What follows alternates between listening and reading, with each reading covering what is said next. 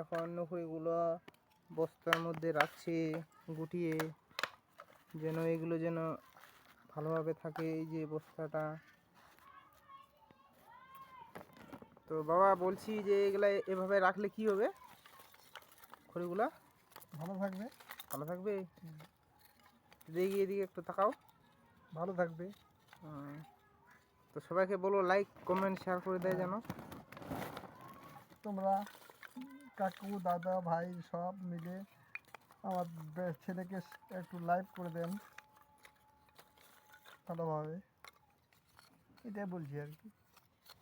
আমি অসুস্থ, কাজকর্ম করতে পারছি না, এই খড়ি খোঁচাগুলো একটু শুকাই টুকাই দিচ্ছি, এটা সব।